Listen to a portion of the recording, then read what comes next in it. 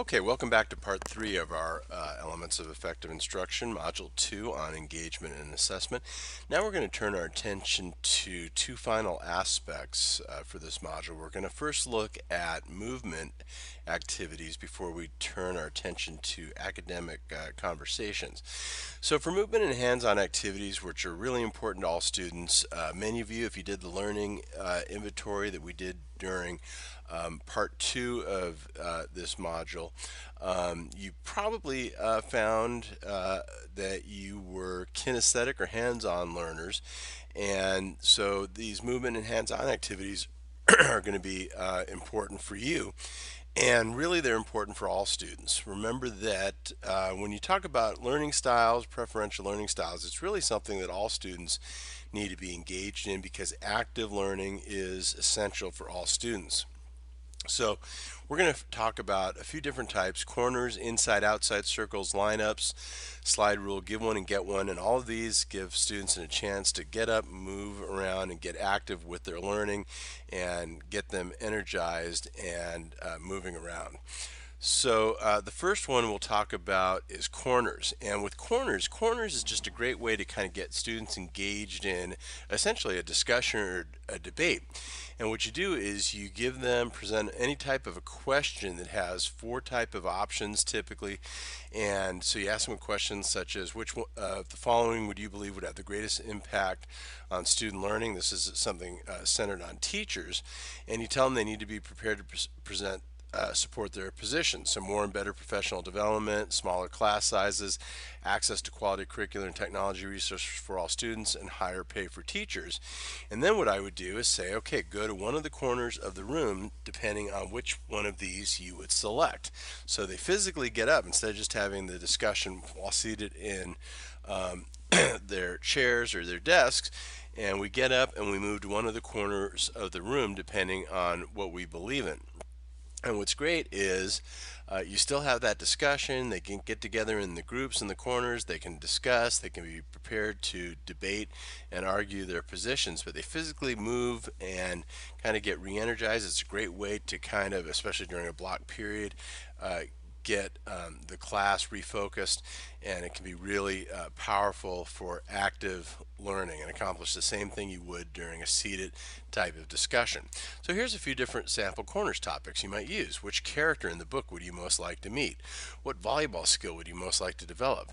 If you were a leader of your country or state, which issue would be your top priority? So corners, great way to prioritize things. How strongly do you agree or disagree with the statement, all forms of violence should be censored on television? So you could have it in certain degrees. Degrees are another way you can do this. Predict the percentage of people who will respond affirmatively to the stated survey question. So you can have percentages, and they go to a corner of the room depending on which percentage they think will be the answer. You could list four inventions, which are the most significant. They go to the corner of the room depending on which invention they think is the most important. Four historical figures, and they go to the corner of the room depending on which historical figure they believe was the most important or changed the world the most. So again, you could just have that discussion about any of these topics seated, but having kids get up, move around can just be a great way to make them a little bit more active, re-energized, and just re-energize students.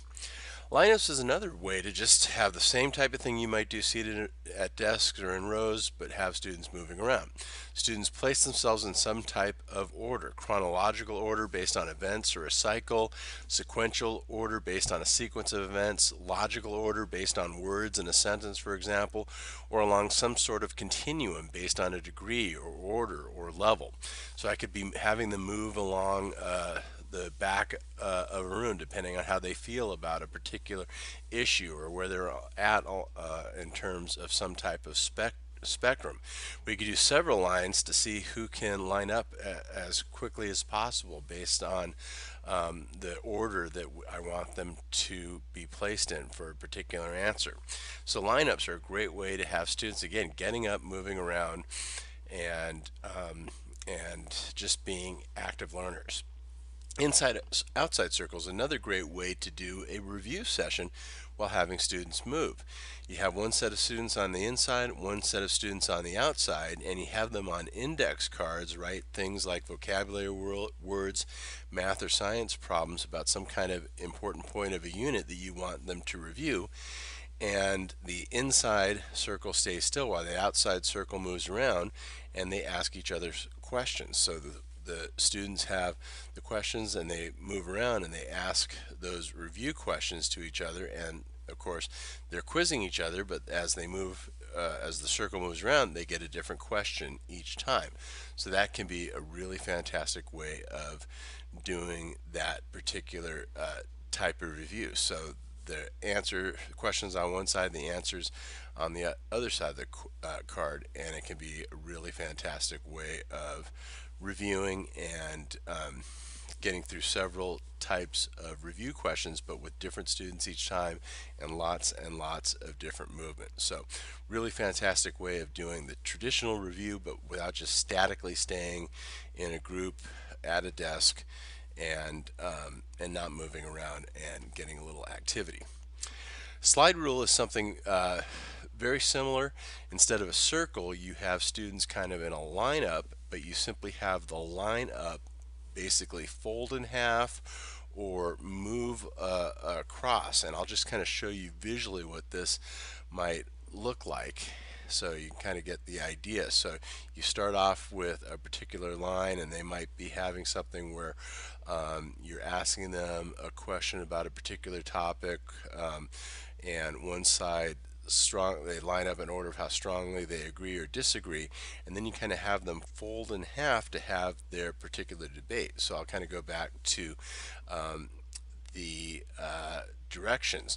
So they fold in half or slide across, and that way they can be having the discussion. So they're opposite with someone who has a different opinion that they have, and now they're talking to someone who disagrees, but in a relatively neutral way, and they get to talk to someone and kind of flesh out that argument with someone and share their points of view, but kind of flesh out the idea initially with someone who is relatively neutral, and they can kind of talk over how they're feeling and kind of go through and prepare their arguments. So when they're getting ready for that debate, they're talking with someone initially really neutral. Then they do it a second time so that they're facing off with someone who is very strongly against that position, but they've already had a chance to speak with someone it's a little bit more in a neutral position. So they're really ready to debate and have a much better sense of what their argument has to be. It's a really great way to prepare them to debate and be ready to go through an effective level of argumentation, having already fleshed out their reasons and the rationale for what they're going to be needing in order to support their argument. It's a great way to work on speaking and listening skills before you jump right into that idea of going up against someone who is completely in opposition to your argument. And this is something, again, all students have to work on. Debate can be done in all subject areas. Listening and speaking has to be something that's worked on in all subject areas because of our new literacy standards. So slide rule is a really helpful idea, and we're going to be talking about argumentation a little bit later when we get into academic conversations. Give one, get one is another fantastic activity. Anytime students are going to be writing about a topic or doing any type of review activity, you can go through and they can get support from each other. They take their document and they write their ideas about the topic first, and then they walk around the room and they have to get ideas from somebody else, and they have to get them from at least 3 different people in the room, and they identify the idea and the partner's name to ensure that they've spoken to at least 3 different people. And especially with younger students, and really any students, we talk about, you go through, you introduce yourself, and you have an academic conversation with that person, and you share your idea. So you share your idea from your list with the partner, And if it's an idea that you don't already have on your list, you write down that idea and your partner's name, and then you move on to someone else. If the idea is already there, then you have to move on to a different person. So it gives them an opportunity to move around the room actively, interact with lots of different classmates, and then get more ideas that they can potentially use related to the topic that they're going to be writing about. So those are just a few really neat ways to get students up and about, moving around the room, and engaged in some movement. So let's turn our attention to our second topic for part three here, and that is academic conversations. Now, as I mentioned earlier, we're all responsible for our literacy standards, and academic conversations are at the center of those literacy standards. All of us are responsible for getting students engaged in academic talk, and academic conversations are purposeful and sustained conversations about content. We need to have our students engaged in this in every subject area, no matter what. We're all responsible for this. It should be anchored in grade level texts and tasks, and this is where students work together to co-construct knowledge and negotiate meanings. Students use talk moves, is what we call them, such as asking for clarification, paraphrasing, and building on or disagreeing with a previous idea. And a lot of times, this may seem like a no-brainer, but where a lot of times it gets hard or we struggle with engaging students in academic conversation is when we have struggling students or students who have difficulty with language, in particular when it's English language learners. So we have a video in the course that I'd like you to just pause the tutorial now and take a look at our academic conversations with English language learners video that's just below this. And one of the things that anyone who has worked on strategies for supporting English language learners will know is that whenever you're employing anything to support your ELLs, they are great strategies that are going to support your full range of learners. Any learners can benefit from it, but your special education students, your reluctant learners, any struggling student is going to benefit from the strategies you employ for your English language learners. So take a look at this video, and then we're going to talk a little bit more about some strategies that can support your English language learners and any students who struggle to engage in the academic conversation. Then come back to this video. Okay, welcome back. Hopefully you enjoyed that brief video. And we're going to talk a little bit more about some of the things that you can do to support your ELLs, but all students to get engaged. One of the ways to support students in being engaged in academic conversations is to build prior knowledge as needed. Use visuals. Visuals can be very helpful, particularly graphic organizers, and of course thinking maps is one of the most powerful tools that you can use. Our Elements of Effective Instruction modules 5 and 6 is thinking maps, and thinking maps is a very, very powerful form of graphic organizer that can be extremely potent for getting students access to academic conversations. Of course, video and multimedia. If students don't understand the base content, then that's one of the great ways to help build the prior knowledge that they're going to need to be part of the conversation. Also critical is using academic vocabulary. Front load crucial academic vocabulary as needed for students. There's also a way to use thinking maps to help build your academic vocabulary for students. Also, we have an entire follow-up module for using thinking maps to build academic vocabulary as well. The other important thing is to engage students with multiple partners, so they're not always working with the same students. That's actually one aspect of the new literacy standards, that students shouldn't always be talking to the same person every time. The other crucial thing about academic conversations is to make sure you're having your students speak in complete sentences. And if students are struggling with this, it can be supported with language or sentence frames as we talk about them, and we're going to be sharing more about this in just a second. It's important, going back to what we talked about in part 2, for you to be continually circulating and monitoring student understanding and needs. That's formatively assessing what's going on, but make sure that you're interacting only as facilitator. You should be facilitating the conversations so that students are really engaged in authentic conversations. You're the facilitator, so monitor student understanding and needs, but interact only as the facilitator. One of the things we want to do is students should be engaged in accountable talk in order to persuade, provide evidence, ask questions of one another, and disagree without being disagreeable. It goes back to what we were talking a little bit about with that slide rule activity. Students need to be engaged in argumentation, not arguing. That's one of the problems I think sometimes we have in our society today. We no longer know how to engage in argumentation, debate that's really about supporting our viewpoints and doing it through reasoning and evidence and that type of thing. That's the difference. It's argumentation, not arguing. Being able to agree without being disagreeable. And that's one of the things you'll be monitoring carefully and again facilitating getting students engaged in. As we talked about earlier, if students are struggling with that, use sentence frames. Excuse me for a second. Sorry about that.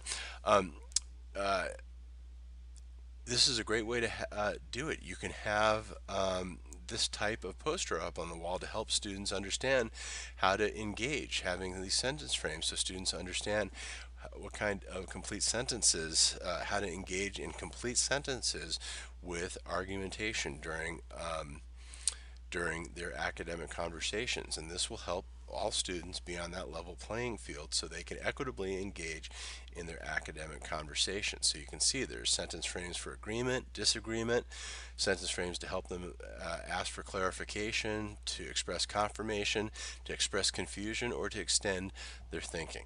And this can be very, very valuable, especially for English learners or anyone who struggles with engaging in the conversation. When do you use it? Academic conversations can be part of any content exploration for any lesson, and it can be incorporated into any activity. Close reading is also a great time, great way to engage all of your students. It can also be the impetus for academic conversation. It should be done in all content areas. And make sure that you're teaching complex text, not just assigning complex text. A great way to get students to do close reading is by having them reread it. And in order to get students to reread, you change the task by coming up with either some kind of new question or ask them to find some type of evidence. And different readings have different types of foci. Initial reads of the text are just what the text says, but then after reading you ask them how the text works, and later readings of text you ask them what the text means. A good way to get students engaged in these new ways to focus on text for different purposes are to get them into text annotation. And text annotation can support close reading and be a great way to engage students in academic conversation. So it supports close reading of the text, it slows the reader down in order to deepen their understanding. And keep in mind, it's not just simple highlighting. They need to be underlining major points. They can circle keywords or phrases that are confusing or unknown to them, and they can write margin notes restating the author's ideas. The biggest thing is have them keep it simple. You can just have them do basic things like a question mark for any questions they have during the reading, an exclamation for things that surprise them, an arrow when they make a connection to something, and that type of thing. They don't want to overdo it. It's kind of like when you were in college and you bought a used college textbook in which the person who had the book before you highlighted every single thing in the text. Well, that defeats the purpose of annotation. They may as well have not highlighted anything. You know, text annotation should be this kind of dance with the text of meaningful things that really jump out, that are really significant or important, not every single thing on the page. So you really want to teach the kids how to do things that are significant. To do that, you've got to annotate for students by modeling it for them. Use a document camera. Think aloud as you mark annotations, have students practice with strategic partner, have them use that academic talk we talked about earlier as they discuss and report out on their text annotations. And again, be sure you're circulating and facilitating a student's work on their text annotations. Again, text annotation, a great way to get students engaged with reading, close reading, great way avenue into academic conversation. So that ends part 3, and it's the final part of our tutorial for our Elements of Effective Instructional Module 2. We want to thank you for participating, and we'd like to have you wrap up the module by first responding to the part 3 reflective journal activity to the right of this tutorial, and then when you finish that, please access the course wrap-up activity page, which is over in the left sidebar, and complete the final activities located there, which will include the final evaluation and the final course reflection. If you have any questions, be sure to contact us, and again, thank you for participating.